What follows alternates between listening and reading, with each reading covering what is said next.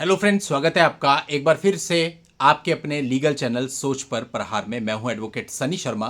और दोस्तों, आज के इस वीडियो में आपके लिए केवल 3 दिन पहले 11 अगस्त 2026 को आया हुआ ऑनरेबल सुप्रीम कोर्ट का एक अहम फैसला बताने वाला हूं, जिससे आपको लगेगा कि एक सामान्य नियम पलट सा गया है और आप अपने केसेज को शुरुआती दौर में ही कैसे रद्द करवा सकते हैं, इवन सबूतों के बेस पे भी रद्द करा सकते हैं। ये सारी चीजें आज मैं आपको समझाऊंगा, सारे नियम बताऊंगा। ऑनरेबल सुप्रीम कोर्ट ने यहाँ पर 4 नियम या 4 स्टेप्स आप कह सकते हो बताए हैं, जिनसे यह तय हो सकता है कि आपराधिक केस को सबूतों के आधार पर भी ट्रायल से पहले ही खारिज कराया जा सकता है। तो आप मेरी इन बातों से खुद समझ रहे होंगे कि वीडियो कितना इंपॉर्टेंट आज रहने वाला है। तो आखिरी तक बने रहिएगा, कलम उठा लीजिएगा, नोट डाउन भी कर लीजिएगा। सारे स्टेप्स इस वीडियो में डिटेल में एक्सप्लेन करके आपको बताऊंगा। आगे बढ़ने से पहले सिर्फ यही आपसे कहना चाहूँगा, चैनल को अभी तक सब्सक्राइब नहीं किया है तो फटाफट सब्सक्राइब कर लें, ताकि ऐसी इंपॉर्टेंट इन्फॉर्मेशन आपसे मिस ना हो। और यदि आप चैनल के मेंबर नहीं हैं और बनना चाहते हैं तो होम पेज पर ज्वाइन के बटन पर क्लिक करके मेंबरशिप ऑप्शन ऑप्ट कर सकते हैं, जिससे आपको अनेकों लाभ मिलते हैं, जिसमें मेंबर्स ओनली लाइव स्ट्रीमिंग और मेंबर्स ओनली वीडियोज भी सम्मिलित हैं। तो चलिए इस पूरे मामले को हम समझते हैं। ऑनरेबल सुप्रीम कोर्ट का जजमेंट है तो अपने आप में अहम वैसे ही हो जाता है।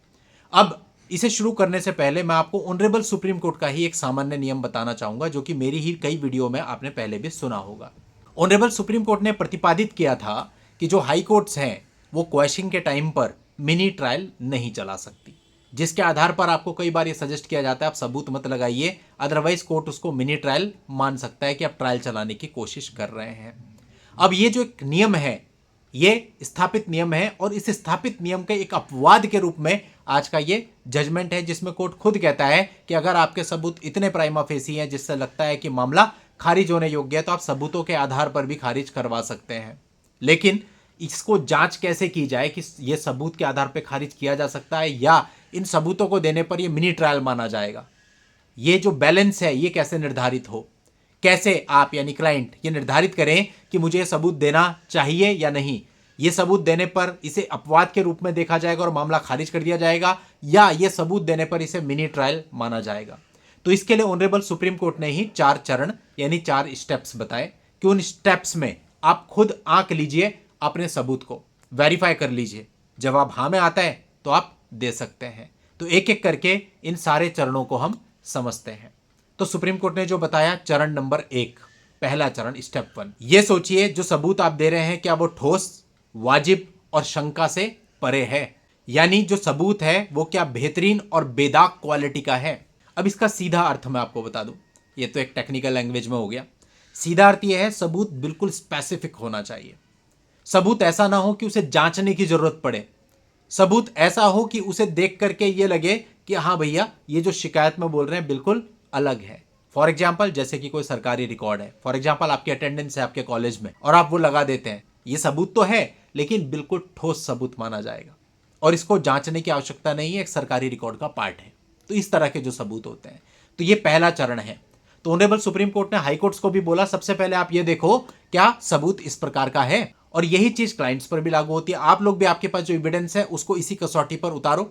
पहले आप ये देखो जो पहला चरण है हाई कोर्ट्स के लिए बताया, यही आप लोग खुद पर भी लागू करो। अब आया आपका सेकंड स्टेप, ये देखिए कि क्या पेश किया गया सबूत आरोपी पर लगाए गए आरोपों को गलत साबित करता है। यानी सिंपल लैंग्वेज में, क्या ये सबूत शिकायत में बताए गए तथ्यों को खारिज करने के लिए पर्याप्त है, सफिशिएंट है, एनफ है।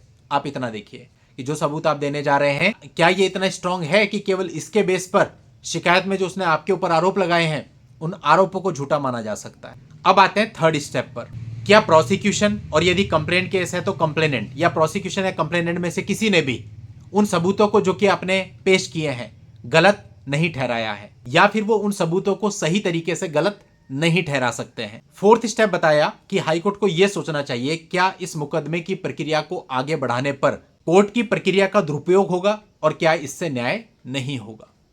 ये 4 स्टेप हैं। तो कोर्ट ने कहा हाई कोर्ट को इन सभी चारों क्वेश्चंस को खुद से पूछना चाहिए, और इन सब का जवाब यदि हां में आता है तो हाई कोर्ट को अपनी अंतरात्मा की आवाज को सुनते हुए 482 सीआरपीसी जो कि अब 528 बीएनएसएस है के तहत निहित शक्तियों का उपयोग करते हुए उस आपराधिक कार्रवाई को रद्द कर देना चाहिए। साथ ही कोर्ट ने यह भी स्पष्ट किया कि मिनी ट्रायल नहीं चलाया जा सकता। इस सामान्य नियम का मतलब यह नहीं है कि ऐसे अभियोजन को चलने दिया जाए जो साफ तौर पर टिकने लायक नहीं है। दोस्तों, सुप्रीम कोर्ट का ये जो फैसला है ये Rahul versus state of UP case में आया है अभी 11 अगस्त 2026 को। और ये जो मैंने आपको 4 चरण बताए इसको बोलते हैं 4 चरणीय टेस्ट। ये सुप्रीम कोर्ट ने 2013 में राजीव थापर बनाम मदन लाल कपूर मामले में तय किए थे। तो ऑनरेबल सुप्रीम कोर्ट ने अभी 2026 में ये जो नया मामला 11 अगस्त को डिसाइड किया, इसमें भी इन 4 चरणीय टेस्ट को ही लागू करके देखा कि आपराधिक कार्रवाई को रद्द किया जाना चाहिए या नहीं। यानी अब आपके लिए सिंपल हो गया कि जो ये मामला है कि भाई मिनी ट्रायल नहीं चलाया जा सकता, ठीक है, नहीं चलाया जा सकता, लेकिन इसके एक्सेप्शंस भी हैं। ऑनरेबल सुप्रीम कोर्ट ने कहा यदि आपके पास सबूत इस प्रकृति के हैं, जो 4 चीजें मैंने आपको समझाई, तो आप उन सबूतों को लगा सकते हैं और उन सबूतों के आधार पर भी अपने झूठे मामले में क्वैशिंग करवा सकते हैं। तो मेरे हिसाब से एक बहुत बड़ा रिलीफ है सभी लोगों के लिए कि 2026 में ऐसी वर्डिक्ट आई है आप लोगों के लिए। तो अब आप एनालाइज करो आपके पास क्या सबूत हैं और वो इस कसौटी पर खरे उतरते हैं या नहीं उतरते हैं। उम्मीद करता हूं आपको वीडियो अच्छी लगी होगी, हेल्पफुल लगी होगी। हेल्पफुल लगी है तो आगे भी शेयर कर दो ताकि और लोगों तक ये अवेयरनेस जाए।